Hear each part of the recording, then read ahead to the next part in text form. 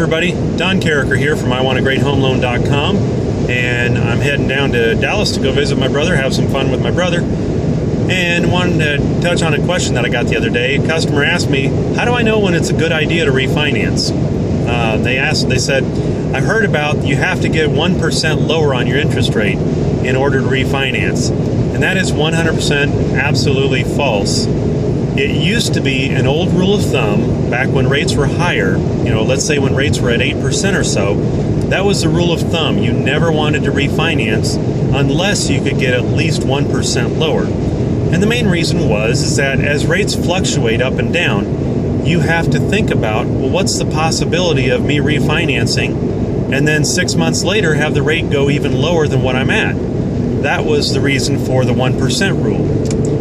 Now, with the rates being down around in the 4s for a 30-year loan, 4%, 5%, right around in there. Now the big thing is, the more correct way to figure it out is take what your payment is right now, just your principal and interest part of your payment, and take that number and then look at what your interest rate might be on the new loan, and then find out what your payment would be on that new loan. Once you have the payment and the difference between the two payments, then you can figure out how long it will take you to recoup that money. For example, let's say your payment right now is, let's make it easy, let's say your payment's $1,500 per month, just your principal and interest part of your payment.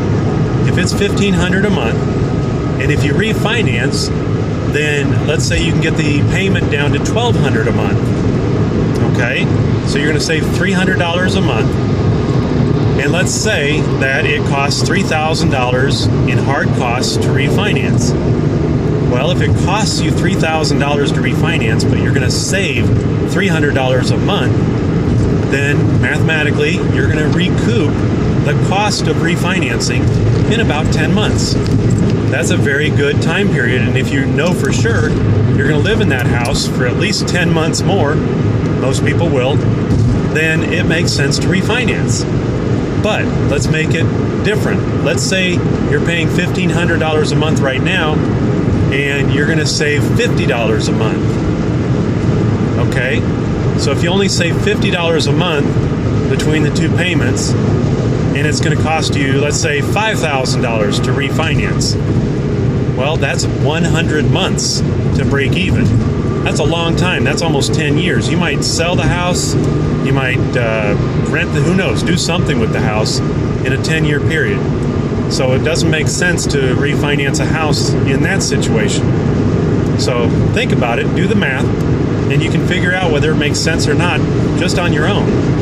And if you do find out that you want to refinance and it will make sense with the going rates that are going on that day, then give me a call. I'm at 417-844-5370.